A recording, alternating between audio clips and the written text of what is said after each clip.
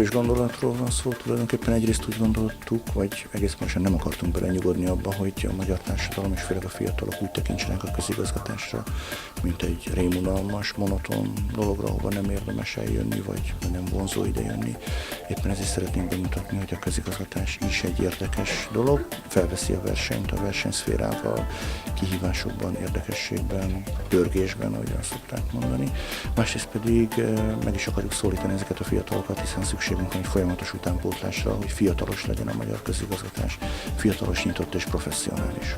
Az első nagyon nagy siker volt, ezért is bátorkodtunk másodszor is meghirdetni, és úgy tűnik, hogy most is elég nagy az érdeklődés.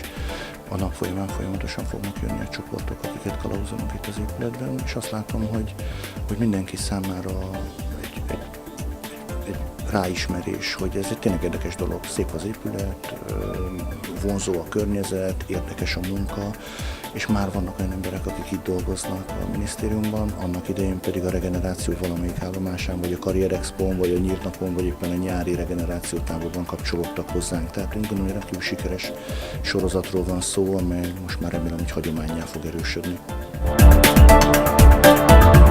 Most azt a feladatot kaptam, hogy egy cikket írjak a megnyitóról, amelyet Navracsics Tibor és Bíró Marcell tartott, és egy ilyen élménybeszámolót kell írnom.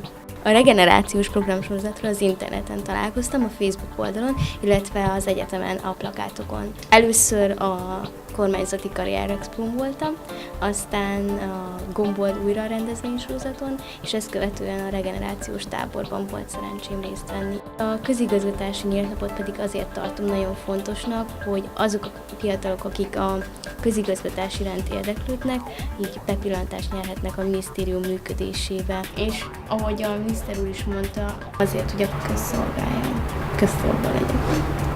Sok szeretettel üdvözlök mindenkit, sziasztok! Ez a játék pedig próbáljuk ki magunkat politikusként.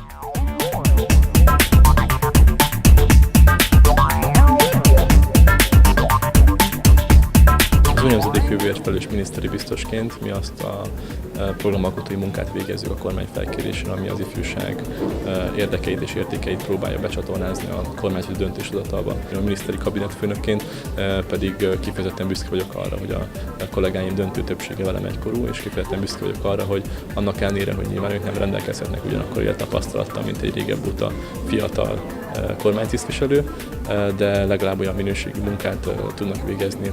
A lelkesedésük, a tetrekészség és a kreativitásukon keresztül. Azt gondolom, hogy a regeneráció tipikusan olyan kezdeményezés, amin keresztül a fiatal, leendő fiatal közszolgák gondolatvilágába elültetve ezeket az üzeneteket, ezeket a kezdeményezéseket érdemben fontolni tenni azért, hogy a fiatalok Magyarországon egy sikeres, perspektívikus jövőképpen rendelkezzenek.